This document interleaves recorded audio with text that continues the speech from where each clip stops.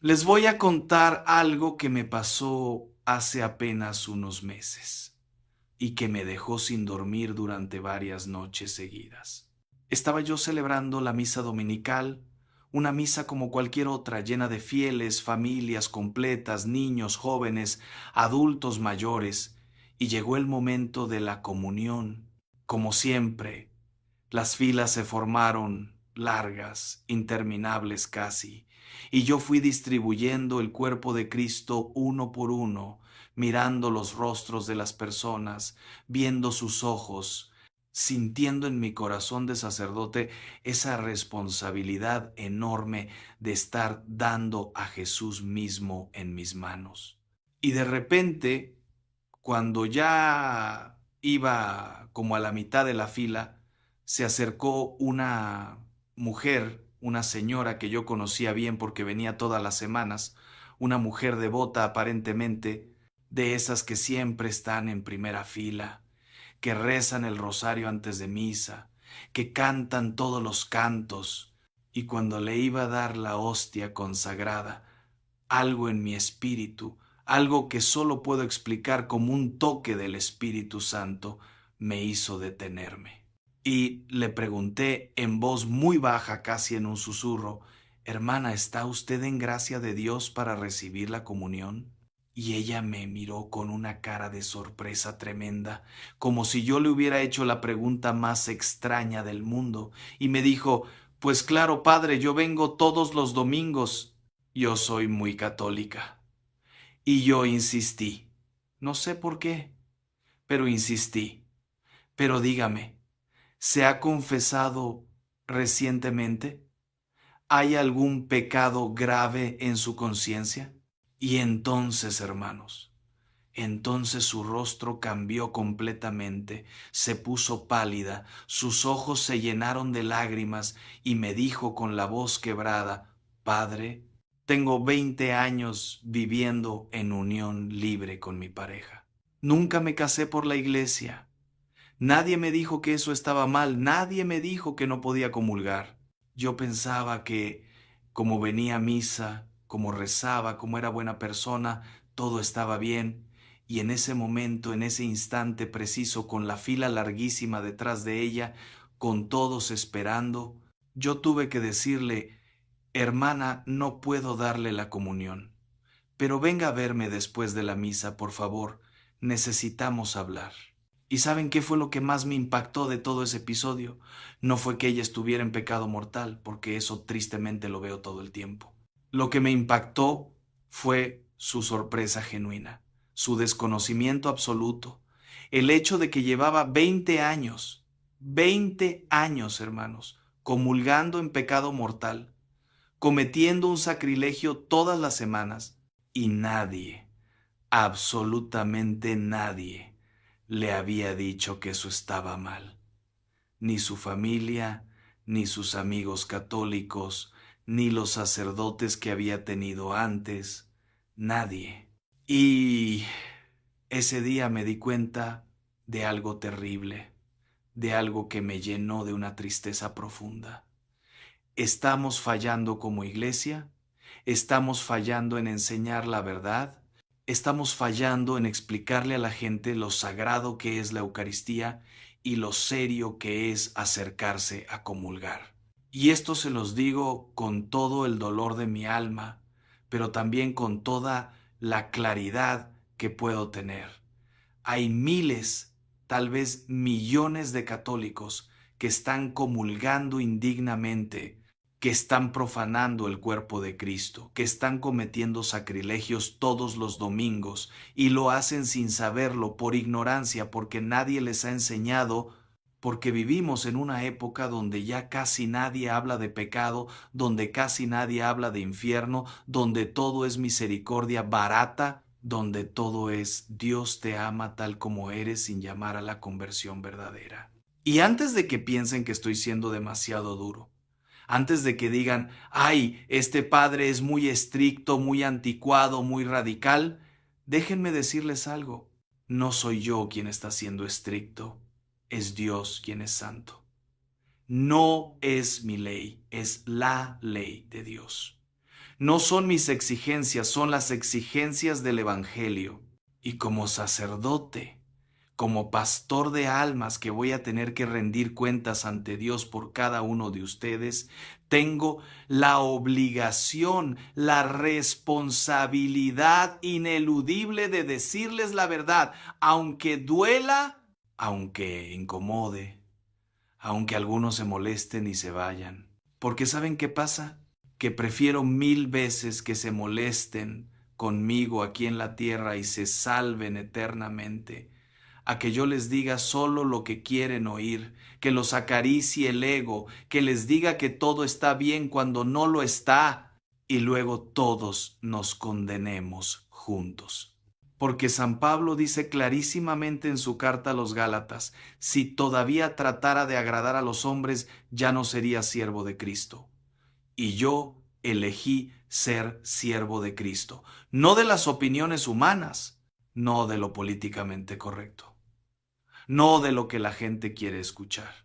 Entonces ahora sí, déjenme hablarles con toda claridad, sin filtros, sin suavizar nada, sobre este tema que es literalmente de vida o muerte eterna, los pecados que nos impiden comulgar. Y vamos a estar aquí el tiempo que sea necesario, porque este tema no se puede tratar superficialmente, no se puede despachar en 5 minutos, no se puede simplificar. Este tema requiere profundidad, requiere ejemplos, requiere que entremos en detalles que tal vez algunos no quieren oír, pero que absolutamente todos necesitan oír. Y empecemos por lo más fundamental, por la base de todo. ¿Qué es la Sagrada Comunión? Porque si no entendemos esto, si no comprendemos la magnitud de lo que estamos recibiendo cuando comulgamos, nunca vamos a entender por qué hay pecados que nos impiden acercarnos a ese sacramento. La Sagrada Comunión, hermanos, no es un símbolo, no es una representación, no es un simple pan que nos recuerda a Jesús. La Sagrada Comunión es Jesús.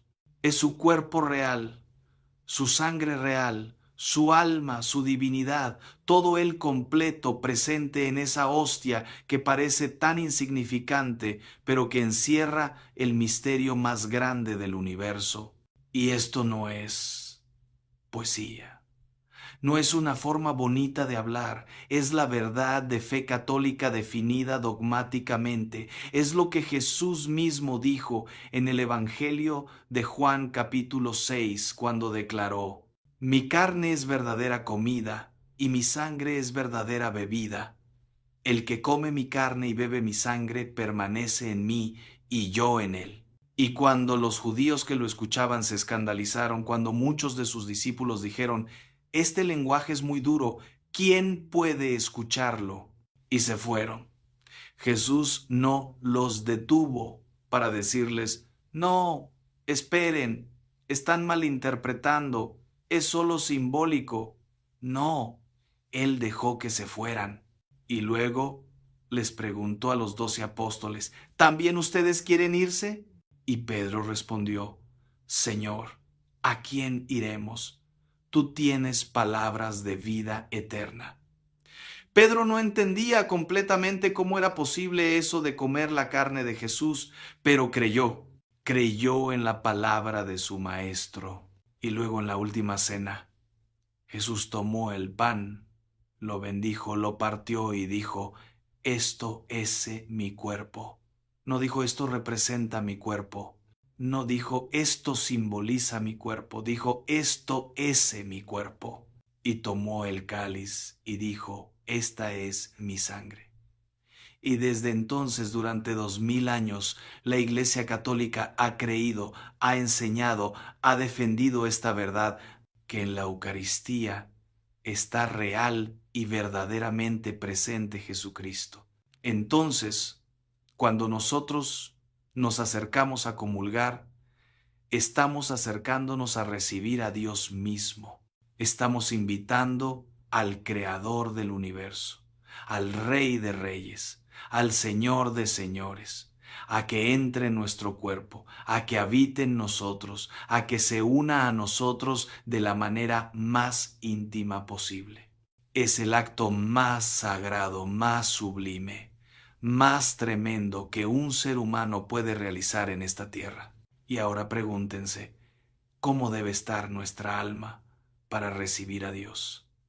¿En qué condiciones debemos estar espiritualmente para que el Santísimo, el Purísimo, el 3 veces Santo entre en nosotros? La respuesta es obvia. Debemos estar en gracia de Dios. Debemos estar limpios de pecado mortal. Debemos estar en amistad con Él. Y aquí es donde entra la enseñanza de San Pablo que ya mencioné pero que necesito repetir porque es demasiado importante. En 1 Corintios capítulo 11, versículos 27 al 29, San Pablo escribe bajo inspiración del Espíritu Santo. Por tanto, quien coma el pan o beba la copa del Señor indignamente, será culpable del cuerpo y de la sangre del Señor. Examínese cada uno a sí mismo antes de comer de ese pan y beber de esa copa, porque el que come y bebe sin discernir el cuerpo del Señor, come y bebe su propia condenación. ¿Escucharon eso? Su propia condenación. No es una exageración, no es una forma dramática de hablar, es la verdad revelada por Dios. Si comulgamos indignamente, estamos condenándonos a nosotros mismos. Y San Pablo sigue diciendo, por eso hay entre ustedes muchos enfermos y débiles, y algunos han muerto. Está diciendo que la comunión indigna trae consecuencias no solo espirituales, sino hasta físicas, que Dios mismo castiga, Dios mismo permite que haya consecuencias cuando profanamos su cuerpo. Y ahora sí, entremos en lo específico, en lo concreto, cuáles son esos pecados que nos impiden comulgar. Porque no basta con decir pecados mortales, necesitamos saber exactamente cuáles son, necesitamos ejemplos claros, necesitamos que no quede ninguna duda. Y lo primero que tienen que entender es la diferencia entre pecado venial y pecado mortal, porque esta distinción es fundamental y muchos católicos la desconocen o la confunden. El Catecismo de la Iglesia Católica, que es el compendio oficial de nuestra fe, lo explica así. El pecado mortal es una posibilidad radical de la libertad humana. Resulta en la pérdida de la caridad y la privación de la gracia santificante, es decir, del estado de gracia. Si no es redimido por el arrepentimiento y el perdón de Dios, causa la exclusión del reino de Cristo y la muerte eterna del infierno. Léanlo de nuevo, despacio, porque cada palabra es importante. El pecado mortal mata la gracia en nuestra alma, rompe nuestra amistad con Dios. Y si morimos en ese estado sin arrepentirnos, nos lleva al infierno eterno. No es un juego, no es algo menor, es literalmente una cuestión de vida o muerte eterna. Y para que un pecado sea mortal, como ya dije, pero voy a repetir porque es crucial, tiene que cumplir 3 condiciones simultáneamente. Primera, materia grave. Tiene que ser algo objetivamente serio, algo que viola gravemente la ley de Dios. Segunda, pleno conocimiento. La persona tiene que saber que lo que está haciendo es pecado grave. No puede ser por ignorancia invencible. Y tercera, deliberado consentimiento. La persona tiene que hacerlo libremente, con plena voluntad, sin que haya coacción o impedimento que disminuya su libertad. Cuando se dan estas 3 condiciones juntas, ese pecado es mortal. Y cuando hay un pecado mortal, sin confesar en nuestra alma, no podemos comulgar. Punto. No hay excepciones. No hay casos especiales. No hay, pero es que yo.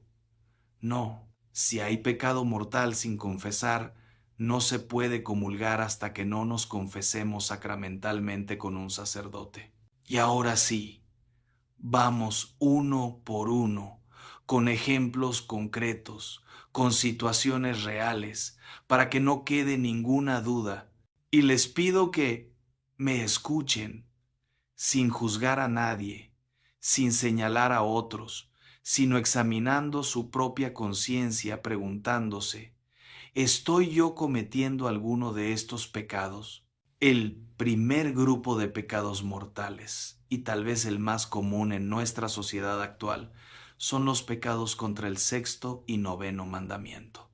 No cometerás adulterio y no desearás la mujer de tu prójimo. Estos mandamientos protegen la sexualidad humana, el matrimonio, la castidad.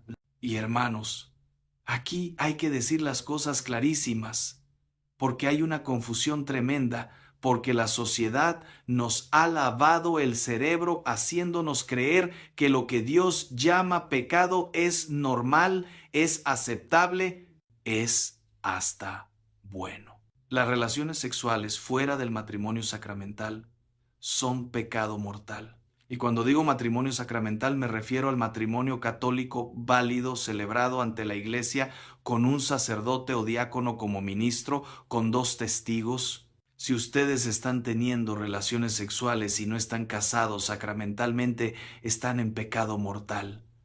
Y esto incluye todo, absolutamente todo. La fornicación, que es cuando 2 personas solteras tienen relaciones sexuales. No importa que los 2 estén de acuerdo, no importa que se quieran, no importa que nadie salga herido, Dios diseñó la sexualidad para el matrimonio y vivirla fuera de ese contexto es pecado grave. Y sé que esto va contra toda la mentalidad moderna. Sé que el mundo nos dice que está bien, que es normal, que todos lo hacen, pero nosotros no somos del mundo, nosotros somos de Cristo. Y tenemos que vivir según sus mandamientos, no según las costumbres de una sociedad que ha perdido el norte moral. Y déjenme explicarles por qué Dios diseñó las cosas así, porque no es capricho, no es que Dios quiera amargarnos la vida. La sexualidad es algo precioso, algo hermoso, algo sagrado. Es el poder de co-crear con Dios. Es el poder de traer nuevas vidas al mundo. Y ese poder tan tremendo, tan serio, necesita el contexto adecuado para ser vivido plenamente. Necesita compromiso, necesita estabilidad, necesita apertura a la vida, necesita el marco del matrimonio sacramental donde 2 personas se han comprometido ante Dios a amarse fielmente hasta que la muerte los separe. Cuando vivimos la sexualidad fuera del matrimonio, la estamos sacando de su contexto natural, la estamos desvirtuando, la estamos convirtiendo en algo que no es. La convertimos en búsqueda egoísta de placer, en uso del otro, en cerrazón a la vida muchas veces. Y eso hace daño, hermanos, aunque no lo veamos inmediatamente. Hace daño emocional, hace daño psicológico, hace daño espiritual. Las relaciones prematrimoniales. ¿Cuántas parejas de novios, incluso parejas que se van a casar dentro de unos meses por la iglesia, ya están teniendo relaciones sexuales? Y piensan, total, ya nos vamos a casar, ya está todo planeado, ya compramos el vestido, ya reservamos el salón. ¿Qué tiene de malo adelantarnos un poco? ¿Tiene de malo que Dios dijo que el acto sexual es para el matrimonio, no para el noviazgo? ¿Tiene de malo que están violando el plan de Dios?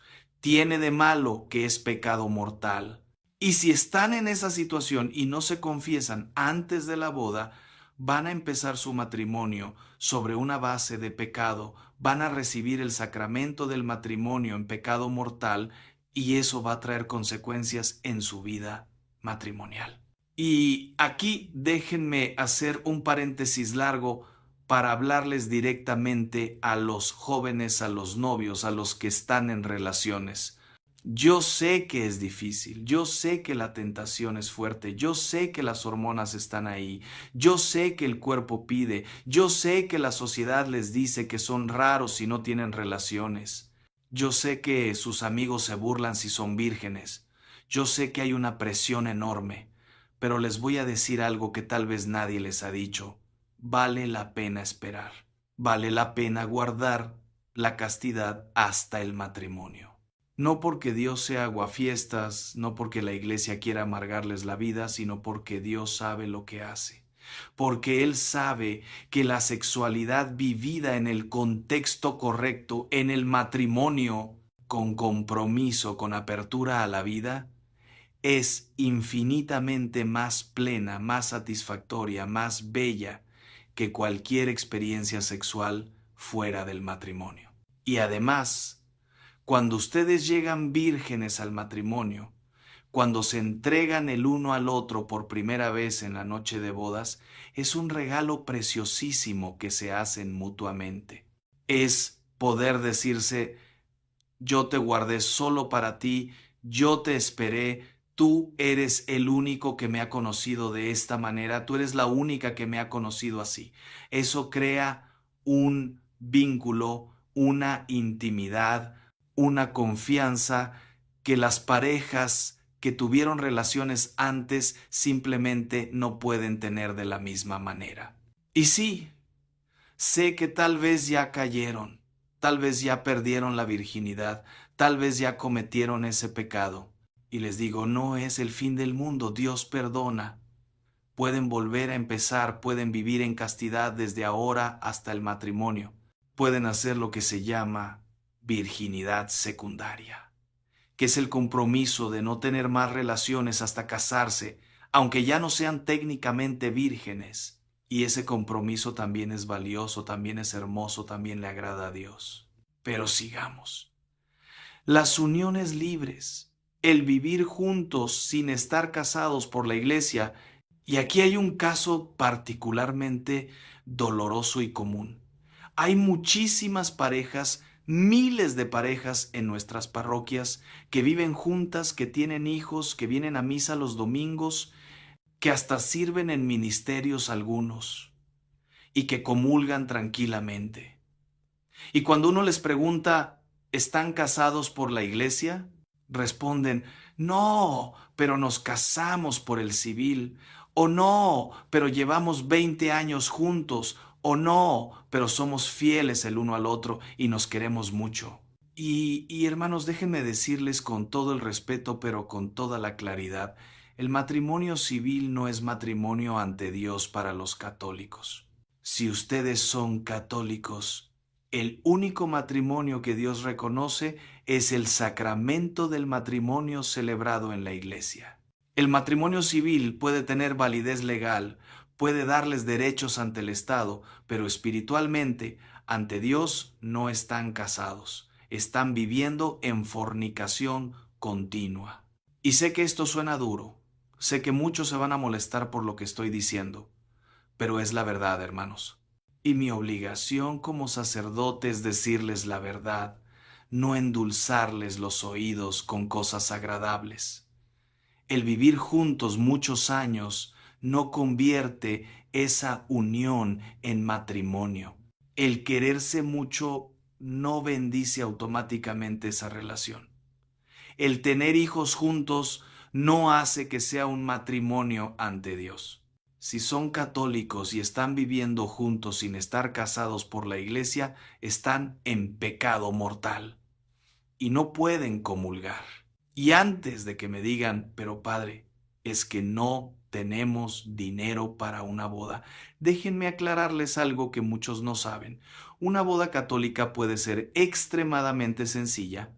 Puede ser en la sacristía con 2 testigos y ya, sin fiesta, sin vestido blanco, sin flores, sin música, sin fotografía, sin recepción, sin nada. Lo único que se necesita es el sacerdote o diácono, los 2 contrayentes, 2 testigos y el consentimiento matrimonial. Eso es todo. El costo puede ser mínimo, a veces hasta cero, si hablan con el sacerdote y explican su situación. Lo que importa es el sacramento, no la celebración social. La fiesta es linda, la celebración es bonita, pero no es lo esencial. Lo esencial es el sacramento, es el sí que se dan ante Dios. Es la bendición de la iglesia sobre esa unión. Entonces, si ustedes están viviendo juntos y no se han casado por la iglesia porque piensan que tienen que hacer una boda grande y cara, están en un error grave. vengan a hablar conmigo, con cualquier sacerdote, y vamos a encontrar la manera de casarlos sacramentalmente lo antes posible, de la forma más sencilla posible. Y si por alguna razón no pueden casarse inmediatamente, si hay impedimentos que resolver, si hay papeles que conseguir, si hay procesos que completar, entonces mientras tanto tienen que vivir como hermanos, tienen que vivir en castidad completa, sin relaciones sexuales, hasta que puedan regularizar su situación. Sé que suena difícil, sé que parece imposible, pero hermanos, para Dios todo es posible. Y hay parejas que han vivido así durante meses, durante años incluso, esperando poder casarse, viviendo bajo el mismo techo pero en castidad, y Dios les ha dado la gracia para hacerlo. El adulterio. Cuando una persona casada le es infiel a su cónyuge, está cometiendo uno de los pecados más graves que existen. Está rompiendo el pacto sagrado que hizo ante Dios. Está traicionando a la persona con quien prometió ser fiel hasta la muerte. Está destruyendo la confianza. Está devastando a su familia. Está dañando a sus hijos si los tiene. El adulterio es pecado mortal gravísimo. Y una persona que está cometiendo adulterio no puede acercarse a comulgar hasta que termine esa relación adúltera.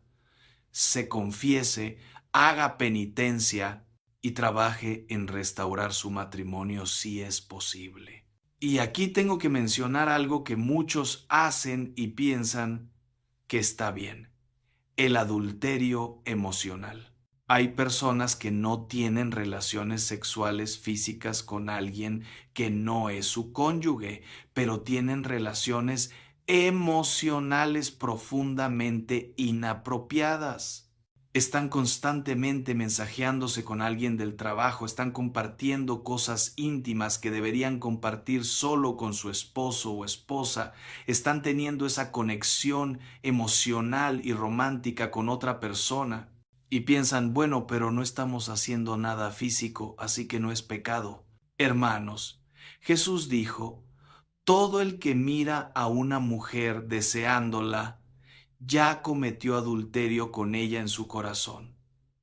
El adulterio no empieza en la cama, empieza en el corazón, empieza en la mente, empieza en esas conversaciones inapropiadas, en esa cercanía emocional que no debería estar ahí. Y aunque tal vez no sea pecado mortal al mismo nivel que el adulterio físico consumado, dependiendo de qué tan lejos haya llegado, sí es pecado grave, sí está mal, sí puede destruir un matrimonio. Y aquí tengo que hablar de un caso particularmente difícil y doloroso: las personas divorciadas que se vuelven a casar civilmente. Y este es un tema que causa mucho dolor, mucha confusión, mucha controversia, pero la enseñanza de la Iglesia sobre este punto es clara, aunque muchos la desconocen o no la quieren aceptar. El matrimonio sacramental es indisoluble. Jesús lo dijo clarísimamente en el Evangelio: lo que Dios unió, que no lo separe el hombre. Y cuando los fariseos le preguntaron sobre el divorcio, Jesús respondió: por la dureza de su corazón Moisés les permitió divorciarse. Pero al principio no fue así. Yo les digo que quien se divorcia de su mujer, salvo el caso de unión ilegítima, y se casa con otra, comete adulterio. Entonces, cuando una persona se casa sacramentalmente, ese matrimonio es para siempre ante Dios, hasta que la muerte los separe. No hay poder humano que pueda disolver un matrimonio sacramental válido y consumado. Ni el Papa mismo puede disolverlo. Es indisoluble por voluntad de Cristo. Si esa persona se divorcia civilmente, ante Dios sigue casada. El divorcio civil puede romper el vínculo legal, puede terminar los efectos civiles del matrimonio, pero no rompe el vínculo sacramental.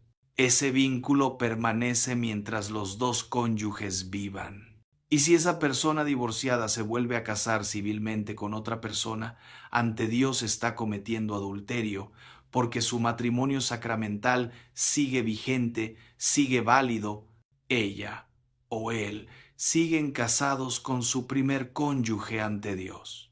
Y esto es tremendamente doloroso, hermanos, lo sé, porque hay casos terribles de personas que sufrieron abusos en su matrimonio, que fueron abandonadas cruelmente, que vivieron situaciones horribles, que hicieron todo lo posible por salvar su matrimonio, pero no pudieron.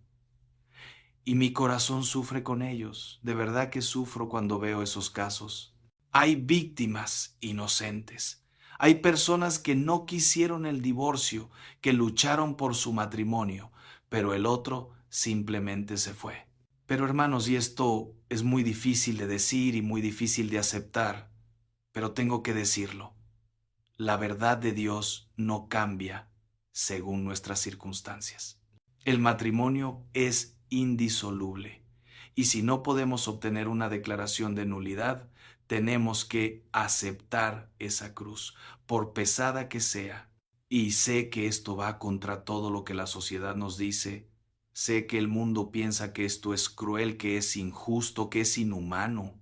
Pero no es la iglesia siendo cruel, es la iglesia siendo fiel a lo que Cristo enseñó. Ahora bien, hay una diferencia importantísima que muchos no conocen y que puede ser una luz de esperanza para algunos: la nulidad matrimonial. La nulidad no es lo mismo que el divorcio, y es crucial entender esta diferencia porque puede cambiar completamente la situación de una persona. El divorcio dice: este matrimonio existió válidamente. Fue un matrimonio verdadero, pero se acabó, se rompió. La iglesia rechaza el divorcio en ese sentido, porque un matrimonio sacramental válido no se puede romper. La nulidad dice algo completamente diferente. Este matrimonio nunca existió válidamente desde el principio. Hubo una ceremonia, hubo una boda, pero por alguna razón grave faltó algo esencial para que fuera un matrimonio válido.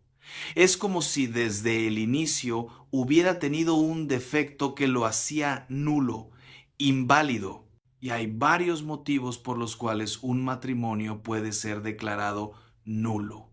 Por ejemplo, si hubo coacción, si uno de los dos fue forzado a casarse contra su voluntad, si hubo engaño grave sobre algo esencial, por ejemplo, uno le ocultó al otro que era estéril sabiendo que el otro quería hijos, o le ocultó que no quería tener hijos nunca, si uno de los dos no tenía intención de ser fiel, ya desde antes de casarse tenía pensado ser infiel. Si uno de los dos excluía los hijos, no quería tener hijos nunca, y eso lo ocultó. Si hubo inmadurez psicológica grave que hacía a la persona incapaz de asumir las obligaciones esenciales del matrimonio, si había algún impedimento canónico que no fue dispensado, como por ejemplo si eran parientes cercanos, entre otras causas. Entonces, si ustedes están divorciados y quieren volver a casarse, o si ya se volvieron a casar civilmente, lo primero que tienen que hacer es investigar si su primer matrimonio puede ser declarado nulo. Y para eso tienen que acudir al tribunal eclesiástico de su diócesis, que se llama oficialmente el tribunal eclesiástico o la oficialía judicial, y presentar su caso. Van a necesitar proveer mucha información, van a tener que responder muchas preguntas, probablemente van a tener que conseguir testigos. Va a ser un proceso largo que puede tomar meses o hasta años. Pero si al final el tribunal determina que sí, que ese matrimonio fue nulo desde el inicio, entonces ustedes están libres para casarse de nuevo por la iglesia. Y si ya se habían casado civilmente con otra persona, entonces pueden regularizar esa situación casándose sacramentalmente, confesándose de haber vivido en adulterio y empezar de nuevo en gracia de Dios. Pero si el matrimonio no es declarado nulo, si el tribunal determina que sí fue un matrimonio válido, entonces ustedes no pueden volver a casarse mientras su excónyuge viva. Y si ya se volvieron a casar civilmente, están en adulterio, están en pecado mortal y no pueden comulgar. Y en ese caso, ¿qué opciones tienen? Básicamente tres. Primera, separarse de la nueva pareja y volver a vivir solos, o intentar reconciliarse con el cónyuge legítimo si es posible. Segunda, seguir viviendo con la nueva pareja pero como hermanos, en castidad completa sin relaciones sexuales. Tercera, seguir en la situación irregular pero al menos no comulgar, no cometer el sacrilegio adicional de comulgar en pecado mortal. Y sé que la segunda opción, vivir como hermanos, suena casi imposible. Y para muchos lo será. Pero hermanos, hay casos reales que yo conozco personalmente de parejas que eligieron ese camino. Parejas que están viviendo juntas, que comparten el mismo techo por el bien de los hijos que tienen en común o por otras circunstancias prácticas, pero que han hecho un pacto ante Dios de vivir en castidad, de no tener relaciones sexuales, de tratarse como hermanos, y viven en cuartos separados y ponen límites, y con la gracia de Dios lo logran.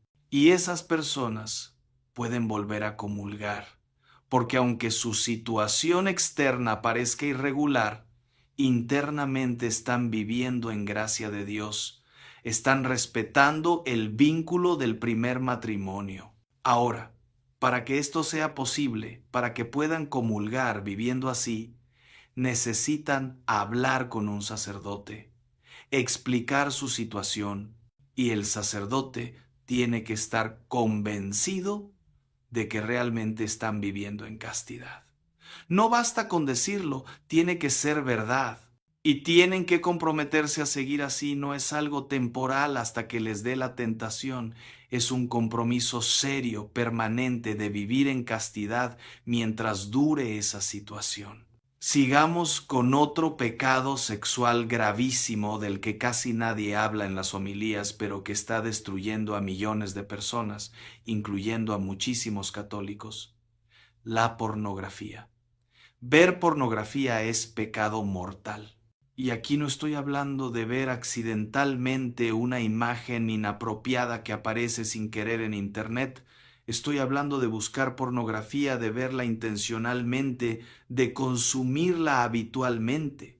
La pornografía es adulterio visual, es lujuria de los ojos, es usar a otras personas como objetos para el placer propio, es alimentar los deseos desordenados, es deformar completamente la sexualidad.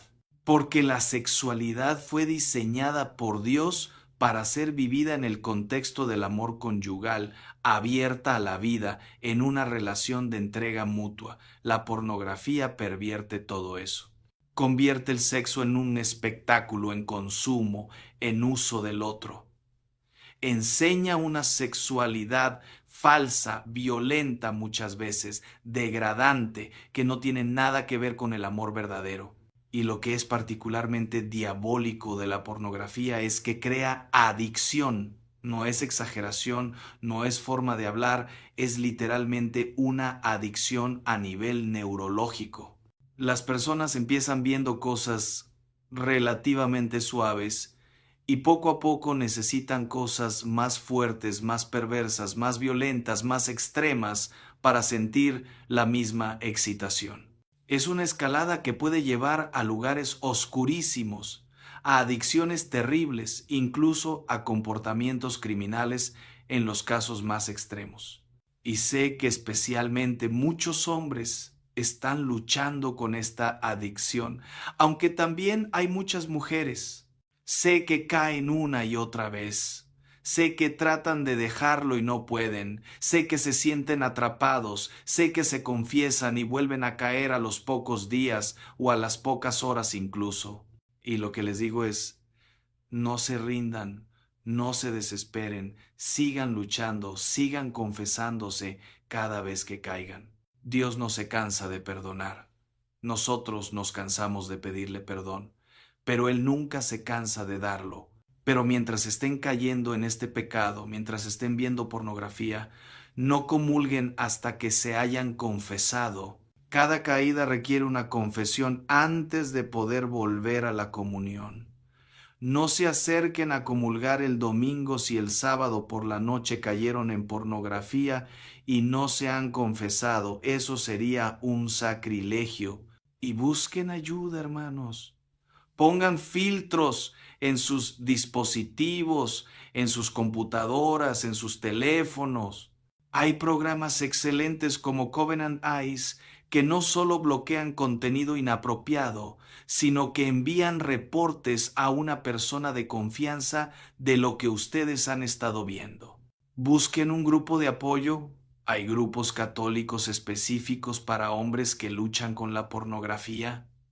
Consideren terapia profesional si la adicción es muy seria. Conságrense a María. Pídanle a ella que los proteja, que los cubra con su manto de pureza. Y junto con la pornografía está la masturbación, que es otro pecado contra la castidad, otro pecado mortal. El Catecismo de la Iglesia Católica lo dice claramente en el número 2352. Por masturbación se ha de entender la excitación voluntaria de los órganos genitales a fin de obtener un placer venéreo.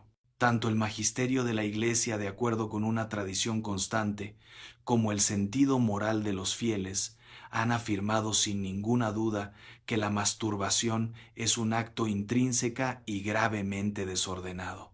¿Por qué es pecado grave?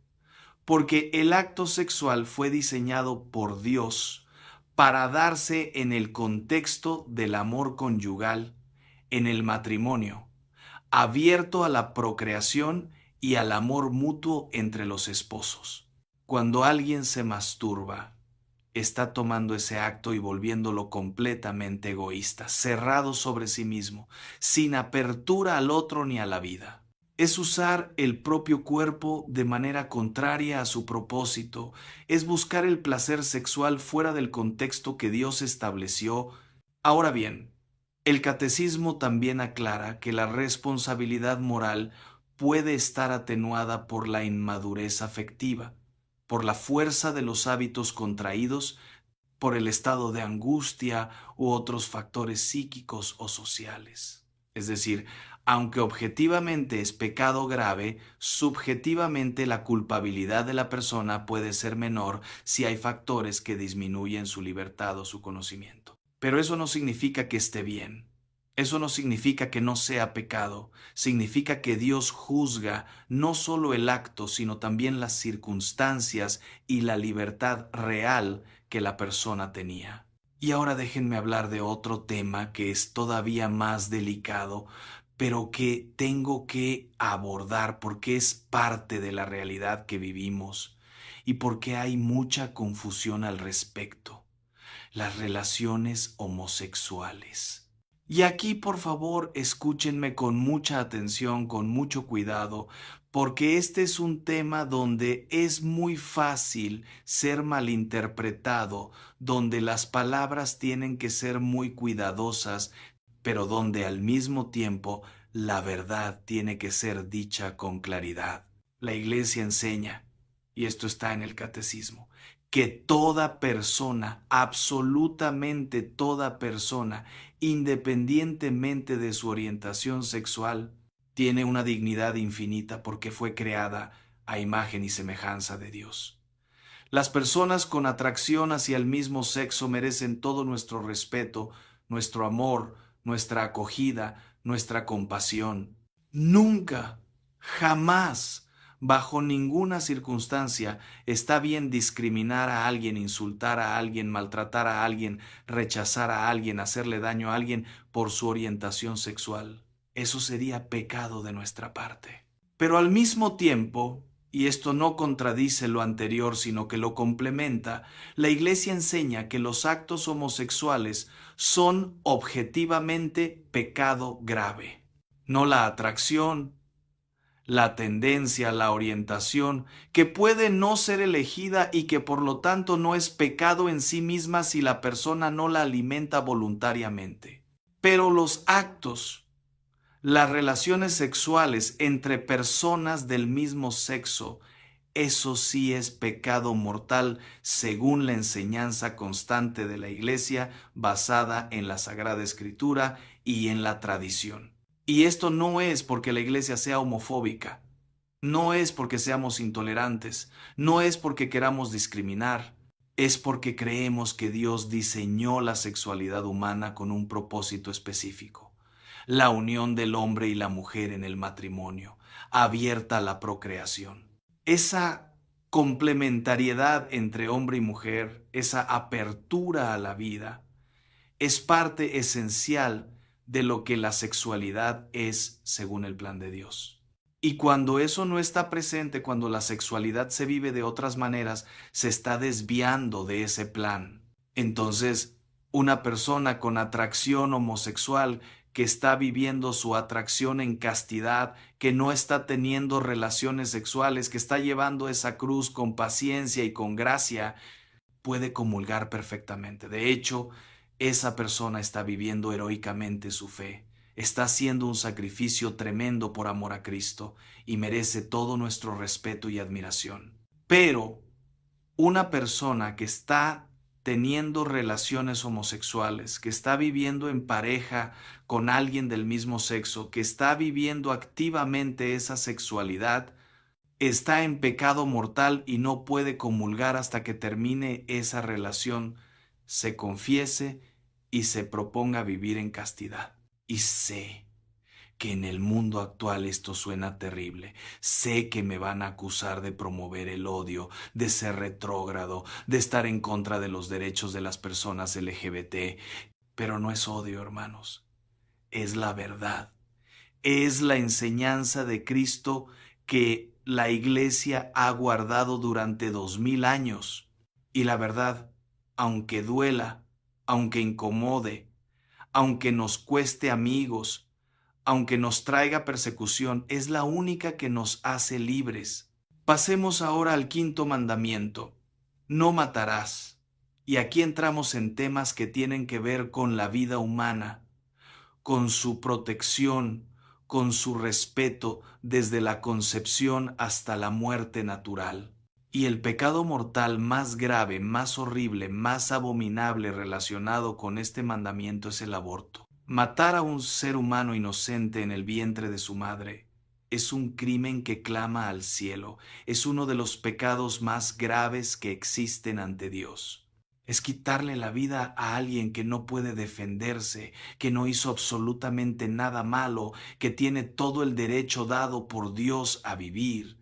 Y no importa en qué etapa del embarazo se haga, no importan las circunstancias, el aborto provocado es siempre y en todo caso pecado mortal gravísimo. Y una persona que ha cometido aborto directamente o que ha cooperado en un aborto, ya sea pagándolo, llevando a la mujer a la clínica, presionándola para que lo hiciera, acompañándola sabiendo a qué iba, está en pecado mortal gravísimo. Y además, según el Código de Derecho Canónico en el Canon 1398, la persona que comete aborto, si lo hace conociendo la pena, incurre automáticamente en excomunión latae sententiae. Eso significa que queda excomulgada automáticamente, sin necesidad de que haya un proceso o una sentencia, simplemente por el hecho de haber cometido ese crimen. La excomunión es la pena más grave que tiene la Iglesia. Significa que la persona está separada de la comunión con la Iglesia, que no puede recibir los sacramentos, que no puede ejercer ministerios, que no puede recibir las indulgencias. Es una situación gravísima que requiere ser levantada para que la persona pueda volver plenamente a la comunión con la Iglesia. Pero quiero decirles algo muy importante, algo que necesitan grabar en su corazón. No hay pecado que Dios no pueda perdonar. No hay crimen tan horrible que esté más allá de la misericordia infinita de Dios.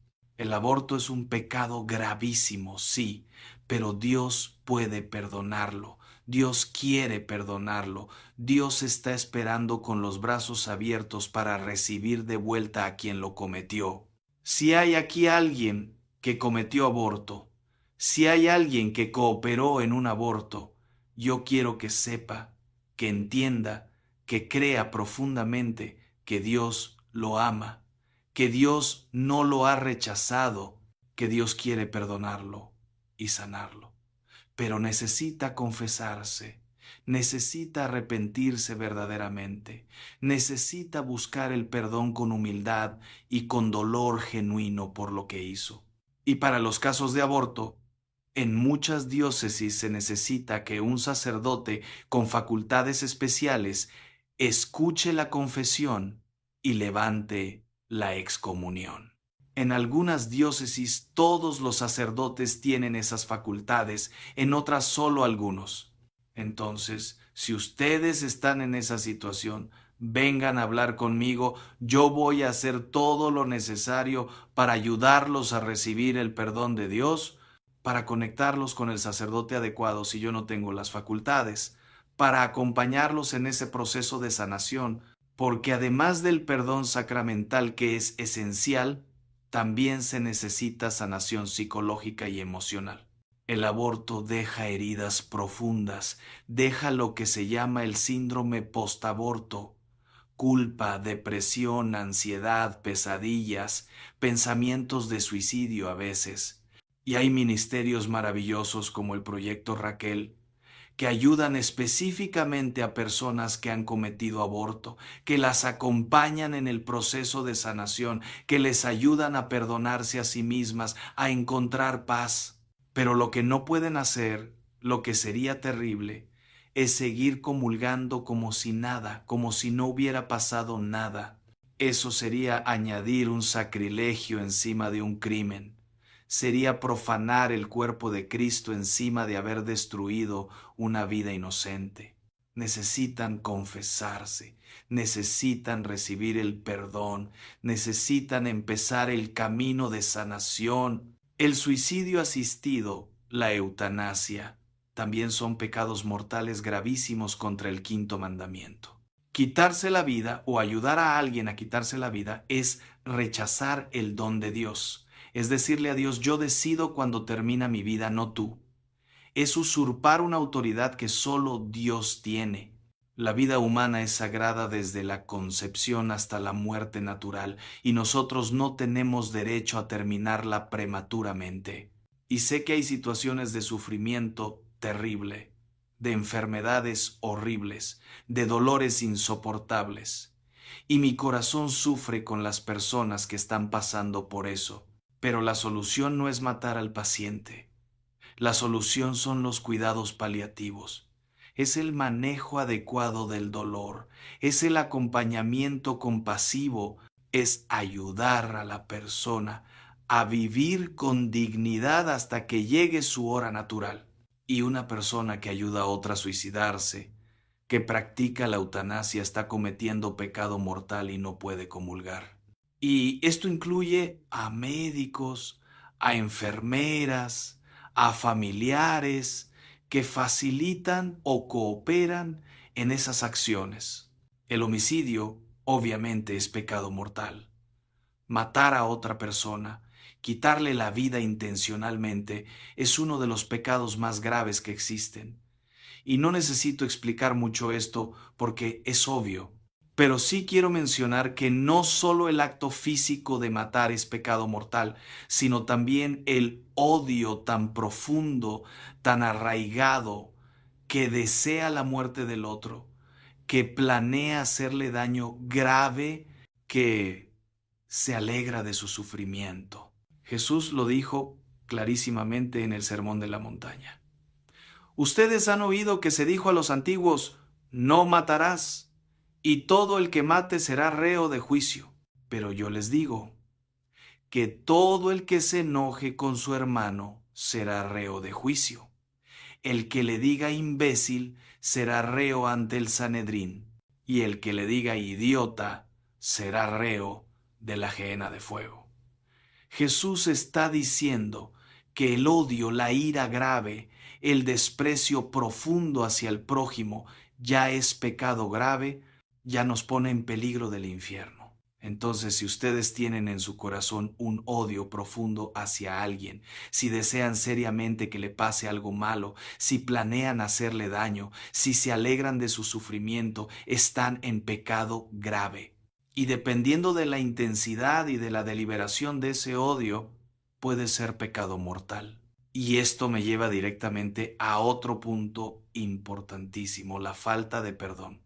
Si ustedes tienen en su corazón un rencor grave, si se niegan conscientemente a perdonar una ofensa seria, si guardan resentimiento profundo hacia alguien, eso puede ser pecado mortal, porque Jesús fue absolutamente claro, sin dejar lugar a dudas. Si ustedes perdonan a los hombres sus ofensas, también su Padre Celestial los perdonará a ustedes.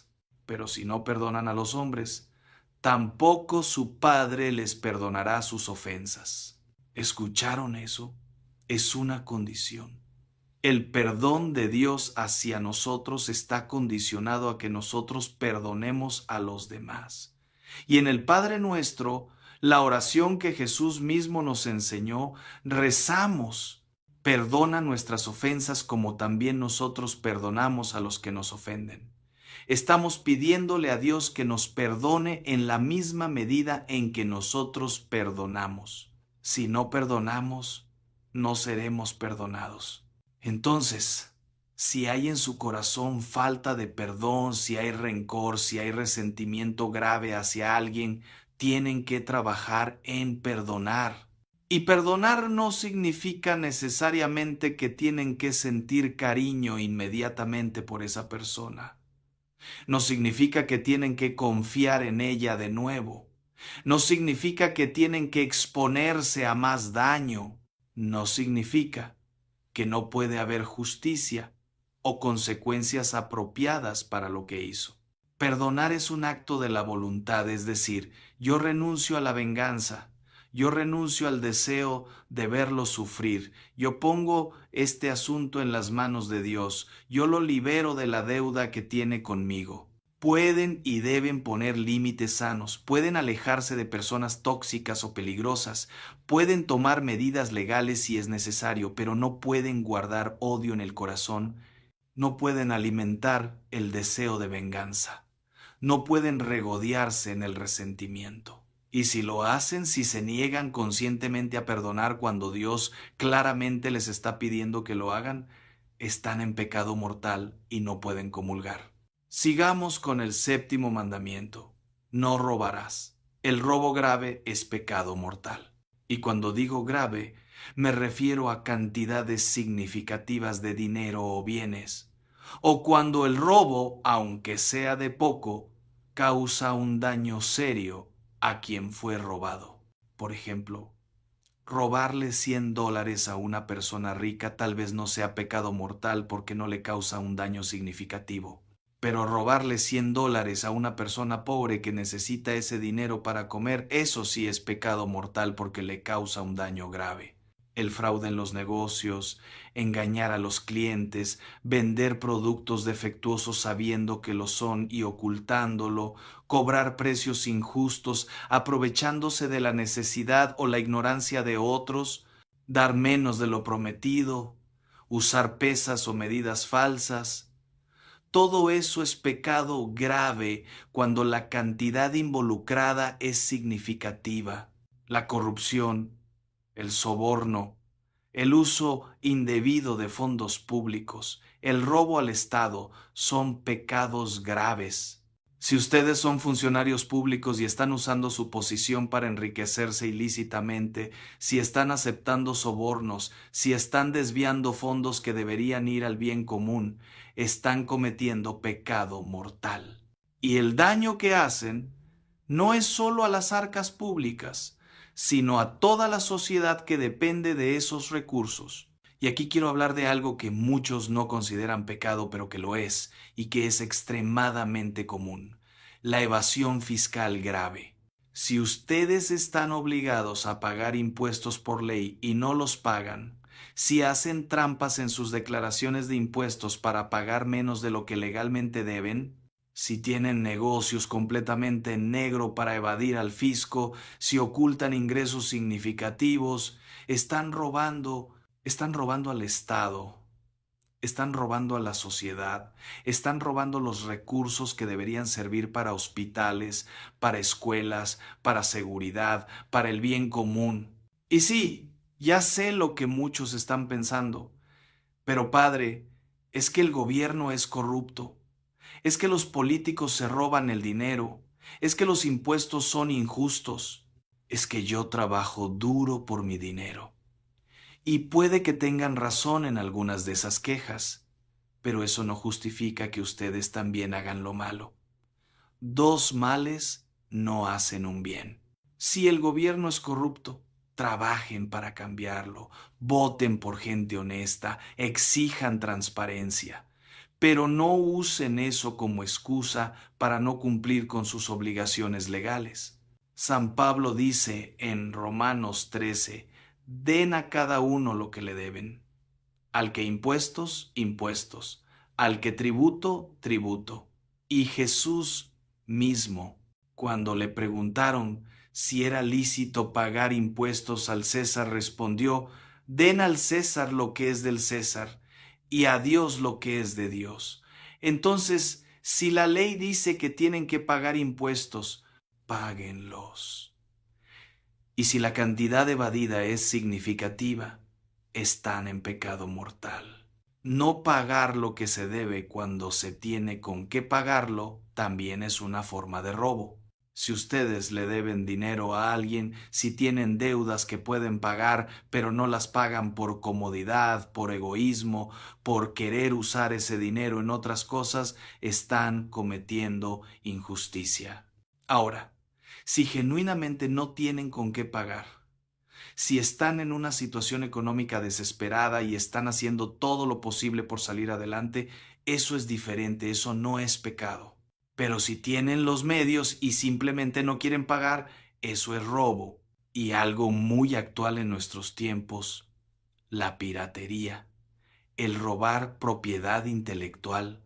Descargar ilegalmente películas, música, libros, software, videojuegos, cuando se hace de manera habitual y por cantidades o valores significativos, es pecado. Y sé que muchos dirán, pero es que todos lo hacen, pero es que las compañías tienen mucho dinero, pero es que está muy caro comprarlo legal, pero es que yo no le estoy quitando nada físico a nadie. Esas no son justificaciones válidas ante Dios. Primero, que todos lo hagan no lo hace correcto. Segundo, que las compañías tengan mucho dinero no les da derecho a robarles. Tercero, que algo sea caro no justifica robarlo. Y cuarto, aunque no le estén quitando un objeto físico a nadie, sí le están quitando el pago justo por su trabajo, por su creación, por su propiedad intelectual. Si algo tiene un costo y ustedes lo toman sin pagarlo, eso es robo. Puede ser robo virtual, digital, pero es robo. Ahora, ¿es pecado mortal cada vez que descargan una canción ilegalmente? Probablemente no, porque el valor de una canción individual es pequeño, pero si lo hacen habitualmente, si tienen bibliotecas enteras de contenido pirata por un valor de miles de dólares, si hacen un estilo de vida de eso, entonces sí están en territorio de pecado mortal. El octavo mandamiento. No levantarás falsos testimonios contra tu prójimo. Este mandamiento protege la verdad, protege la reputación, protege el buen nombre de las personas. Y hay varios pecados graves relacionados con este mandamiento. La calumnia grave, que es destruir la reputación de alguien con mentiras, es pecado mortal. Si ustedes han inventado y esparcido rumores falsos sobre alguien, si han acusado falsamente a alguien de cosas graves que no hizo, si han dañado su reputación y su imagen de manera seria con mentiras, están en pecado mortal. Y En nuestros tiempos de redes sociales, donde es tan fácil difamar a alguien con un solo clic, donde las noticias falsas se esparcen como fuego y llegan a miles o millones de personas en minutos, este pecado está más presente y es más dañino que nunca. Un comentario falso en Facebook, un tuit mentiroso, un video editado para hacer ver a alguien mal, pueden destruir completamente la reputación de una persona. Y si ustedes han hecho esto, si han calumniado a alguien gravemente, no solo tienen que confesarse, tienen que reparar el daño. Tienen que desmentir públicamente lo que dijeron, en el mismo medio donde lo dijeron y con el mismo alcance si es posible. Tienen que limpiar el nombre de esa persona, tienen que hacer todo lo posible por restaurar su reputación. Y si causaron daños materiales, por ejemplo, la persona perdió su trabajo por sus mentiras, tienen que compensar esos daños si está en sus posibilidades. El falso testimonio en un juicio, mentir bajo juramento, perjurio, también es pecado gravísimo. Y si esa mentira causa que una persona inocente sea condenada injustamente, o que una persona culpable de crímenes graves quede libre para seguir dañando a otros, el pecado es aún muchísimo mayor. Están pervirtiendo la justicia, están causando un daño terrible, no solo a esa persona, sino a toda la sociedad. El primer mandamiento: amarás al Señor tu Dios con todo tu corazón, con toda tu alma, con todas tus fuerzas y con toda tu mente. Y aquí entran varios pecados gravísimos que tienen que ver con nuestra relación con Dios, con la fe, con las cosas sagradas. La apostasía, que es renegar de la fe completamente, rechazar a Dios conscientemente, abandonar el cristianismo, es pecado mortal gravísimo. Y no estoy hablando de tener dudas, de pasar por crisis de fe, de luchar con preguntas difíciles. Estoy hablando de rechazar a Dios de manera consciente, deliberada, definitiva. Decir, ya no creo en Dios. Rechazo la fe católica. Ya no soy cristiano. La herejía pertinaz, que es negar obstinadamente alguna verdad de fe que la Iglesia enseña como dogma, también es pecado grave. Por ejemplo, negar la divinidad de Cristo, negar la Trinidad, negar la presencia real de Jesús en la Eucaristía, negar la Inmaculada Concepción, negar que María es Madre de Dios. Cuando alguien conoce la enseñanza de la Iglesia sobre estos temas y la rechaza obstinadamente, cuando dice, yo sé que la Iglesia enseña esto, pero yo no lo creo y no lo voy a creer, eso es herejía y es pecado grave. El sacrilegio, que es profanar personas, cosas o lugares sagrados, es pecado mortal. Y aquí entra precisamente comulgar en pecado mortal, que es un sacrilegio contra el sacramento más sagrado que tenemos. También es sacrilegio usar los sacramentos con fines malos, por ejemplo, recibir la comunión para luego llevarla a un ritual satánico, o confesarse sin arrepentimiento real solo para poder comulgar. Robar objetos sagrados de una iglesia como cálices, copones, hostias consagradas es sacrilegio gravísimo. Profanar una iglesia, tener relaciones sexuales en una iglesia, hacer brujería o rituales satánicos en una iglesia es sacrilegio terrible. La blasfemia grave. Insultar a Dios conscientemente, maldecir las cosas sagradas, burlarse de la religión de manera seria y maliciosa, puede ser pecado mortal dependiendo de la gravedad y la intención. No estoy hablando de decir Dios mío cuando te asustas. Eso probablemente no es blasfemia seria. Estoy hablando de insultar a Dios de manera consciente, de decirle cosas terribles, de maldecirlo, de burlarse de Él y de las cosas sagradas de manera grave y maliciosa. Y ahora algo que muchísimas personas están cometiendo sin darse cuenta de lo grave que es, algo que está completamente prohibido por el primer mandamiento: consultar brujos, adivinos, tarotistas, espiritistas, médiums, videntes, astrólogos, ir a que le lean las cartas del tarot, ir a que le lean la mano o las líneas de la mano, consultar el horóscopo de manera seria tomando decisiones importantes basadas en él, usar la ouija, tratar de comunicarse con los muertos a través de médiums o sesiones espiritistas, ir a limpias con brujos o santeros, usar amuletos o rituales mágicos para conseguir cosas, todo eso es pecado gravísimo. ¿Por qué es tan grave? Porque cuando hacemos esas cosas, estamos abriendo puertas al mundo espiritual de manera equivocada y peligrosa. Estamos acudiendo a fuentes que no son de Dios. Estamos buscando conocimiento o poder a través de medios prohibidos. Estamos coqueteando con lo demoníaco. La Biblia es clarísima condenando estas prácticas. En Deuteronomio 18 dice: no ha de haber en ti nadie que haga pasar a su hijo o a su hija por el fuego, que practique adivinación, astrología, hechicería o magia, ningún encantador ni consultor de espectros o espíritus, ni evocador de muertos, porque todo el que hace estas cosas es una abominación para el Señor. Y el enemigo aprovecha estas puertas abiertas para entrar en nuestras vidas y causar estragos. He visto casos terribles, hermanos, casos de personas que fueron a una lectura de tarot solo por diversión y terminaron oprimidas espiritualmente, con pesadillas horribles, con ataques de pánico, con manifestaciones demoníacas en sus casas. He visto familias destruidas porque alguien fue a un brujo a pedirle un trabajito contra otra persona. He visto personas completamente atadas espiritualmente porque usaron la ouija. Y sé que muchos dirán, pero si es solo por diversión, pero si no me lo tomo en serio, pero si es solo para ver qué dice, pero si solo quiero saber mi futuro.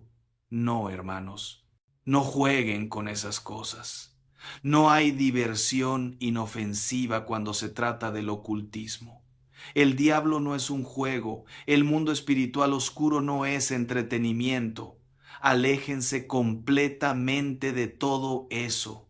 Y si han consultado esas cosas, si han ido a brujos, si han usado tarot, si han jugado con la ouija, confiésense urgentemente, renuncien explícitamente a todo eso, rompan todo vínculo que hayan establecido y pídanle a Dios que cierre cualquier puerta espiritual que hayan abierto. La magia, la brujería, la hechicería, los rituales esotéricos, todo eso es pecado mortal gravísimo. Y no estoy hablando de los trucos de magia de un mago en una fiesta infantil que son solo ilusionismo y entretenimiento.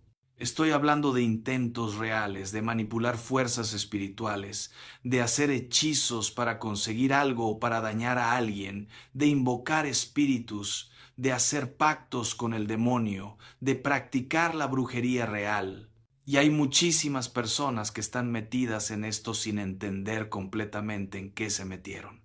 Gente que practica la nueva era, que habla de energías y vibraciones y el universo te lo devuelve, que practica Reiki, que usa cristales con intenciones mágicas, que hacen rituales de luna llena, que se meten en sociedades secretas con rituales esotéricos. Todo eso, cuando va más allá de lo meramente natural y entra en lo espiritual oculto, es terreno peligrosísimo, es pecado grave, es abrir puertas al enemigo. Hermanos, después de este recorrido extensísimo por los pecados mortales más comunes, quiero que entiendan algo fundamental.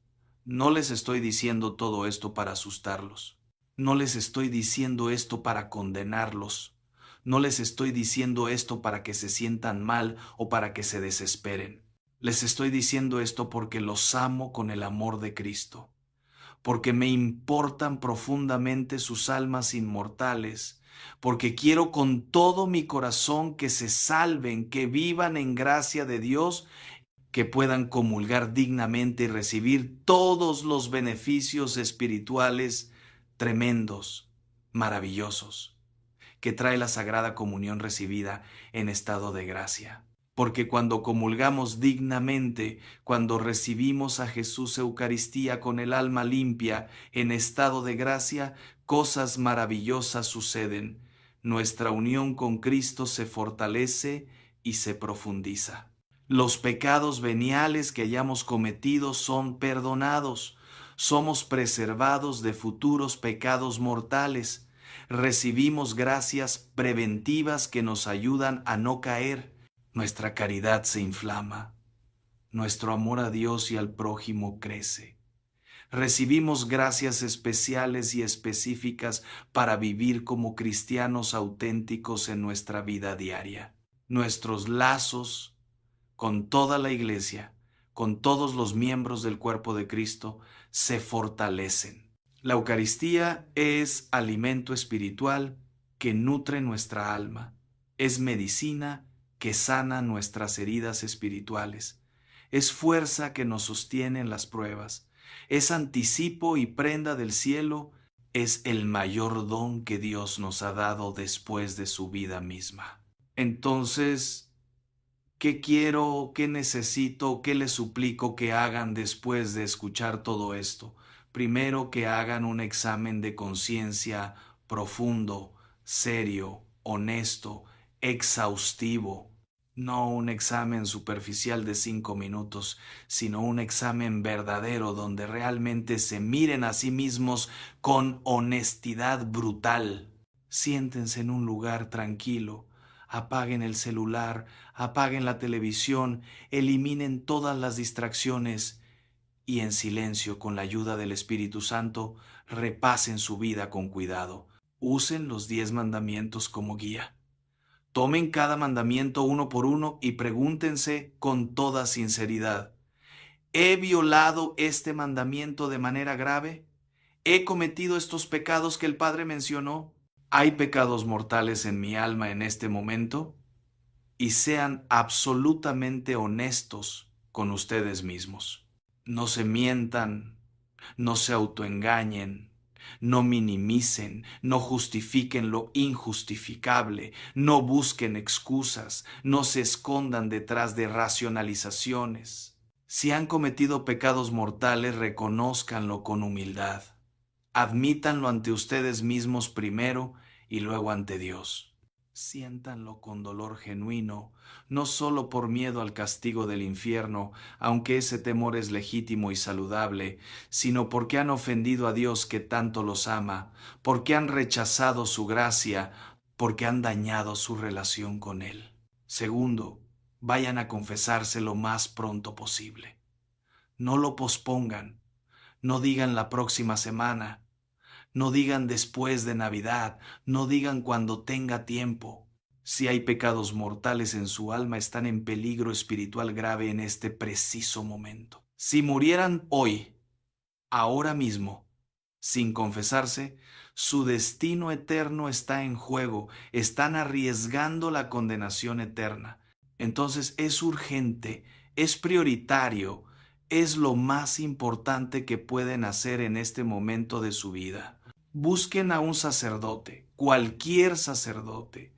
Si conocen los horarios de confesión en su parroquia, vayan. Si no hay confesiones programadas pronto, llamen y pidan una cita. Si su párroco no puede atenderlos pronto, busquen en otra parroquia cercana, pero confiésense lo antes humanamente posible. Y cuando se confiesen, cuando finalmente estén ahí arrodillados o sentados frente al sacerdote, confiesen todo, absolutamente todo lo grave que hay en su conciencia. No se guarden nada por vergüenza, por pena, por temor a lo que el sacerdote vaya a pensar. Los sacerdotes hemos escuchado absolutamente todo, créanme, absolutamente todo. Nada de lo que ustedes puedan decir nos va a escandalizar o sorprender. Y estamos ahí con el mayor amor, con la mayor compasión, con el mayor deseo de ayudarlos, deseando profundamente poder darles la absolución en nombre de Cristo y devolverlos a la gracia de Dios. Confiesen los pecados claramente, sin rodeos, sin eufemismos. Digan qué hicieron, no den vueltas al asunto. Digan aproximadamente cuántas veces lo hicieron si es algo que se repitió. Y sobre todo expresen arrepentimiento verdadero, dolor genuino, propósito firme de enmienda. Porque no basta con recitar una lista de pecados como quien lee el menú de un restaurante. Tiene que haber verdadero dolor por haber ofendido a Dios. Tiene que haber decisión real de cambiar, de no volver a cometer esos pecados. Tercero, propongan firmemente no volver a pecar. Y esto es crucial, absolutamente crucial, porque la confesión sin propósito de enmienda no es válida.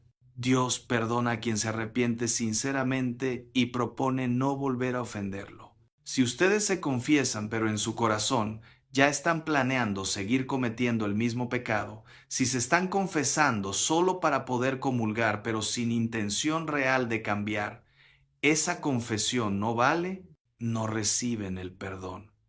Siguen en pecado mortal. Ahora bien, propósito de enmienda no significa que nunca más en su vida van a volver a caer en ese pecado. Significa que van a luchar con todas sus fuerzas para no caer, que van a poner todos los medios necesarios para evitarlo, que van a huir de las ocasiones de pecado, que si caen será por debilidad y no por decisión deliberada. Dios entiende nuestra debilidad, sabe que somos frágiles, que podemos caer de nuevo, pero lo que Él exige es que lo intentemos, que luchemos, que pongamos de nuestra parte. Cuarto, hagan la penitencia que el sacerdote les dé, por pequeña que sea, y si es posible y están en condiciones, hagan penitencia adicional. Si han estado comulgando en pecado mortal durante mucho tiempo, si han cometido sacrilegios repetidos, si han cometido pecados particularmente graves, ofrezcan algo más a Dios como muestra de su arrepentimiento, un ayuno, una limosna generosa, una oración extendida, una peregrinación, algún sacrificio significativo, no porque Dios necesite nuestras penitencias, sino porque nosotros necesitamos expresar externamente el dolor interno que sentimos. Y quinto, después de confesarse, después de recibir la absolución, después de recuperar la gracia de Dios, acérquense a comulgar con alegría inmensa, con gratitud profunda, con amor desbordante hacia Jesús, que los perdona y los recibe de vuelta. Porque ahora sí, ahora su alma está limpia, ahora están en gracia, ahora pueden recibir a Jesús dignamente, ahora la comunión va a ser verdaderamente fructuosa en su vida espiritual. Y a partir de ese momento, vivan vigilantes. Examinen su conciencia todos los días antes de dormir. Dediquen aunque sea 5 o 10 minutos cada noche para repasar el día. ¿Cometí algún pecado mortal hoy? ¿Hay algo grave que necesito confesar? Y si la respuesta es sí, si cayeron en pecado mortal, no comulguen al día siguiente hasta que se confiesen. No cometan un sacrilegio. Es mejor la humildad de quedarse en su lugar cuando los demás van a comulgar que la soberbia de acercarse indignamente. Y si la respuesta es no, si no hay pecados mortales en su conciencia, entonces adelante, acérquense al banquete del Señor con confianza filial, con alegría, con hambre espiritual de Jesús. Y no comulguen por costumbre. No comulguen porque todos lo hacen. No comulguen para que la gente no murmure o se pregunte qué les pasa. Comulguen porque aman a Jesús, porque desean profundamente recibirlo, porque saben que lo necesitan como el aire que respiran, porque entienden que sin Él no pueden hacer nada, porque quieren unirse a Él de la manera más íntima posible. Y recuerden siempre, Graben esto en su corazón, su hogar espiritual, su paz interior, su salvación eterna. Todo depende de vivir en gracia de Dios. Y esa gracia se pierde por el pecado mortal y se recupera por la confesión sacramental. Entonces cuiden su alma como cuidan su vida física, con atención, con cuidado, con vigilancia constante. Que Dios Todopoderoso les dé la gracia de comprender la grandeza y la santidad de la Eucaristía, que el Espíritu Santo les ilumine la mente y el corazón para reconocer sus pecados con claridad y arrepentirse de ellos sinceramente. Que María Santísima los acompañe con su amor maternal en el camino de conversión y sanación. Que los ángeles custodios los protejan de toda tentación y los guíen por el camino de la santidad. Y que cada vez que comulguen sea verdaderamente un encuentro transformador con Cristo vivo, un momento de gracia sublime, un anticipo del banquete eterno del cielo, donde un día, si somos fieles, comulgaremos para siempre en la presencia gloriosa de Dios. Amén.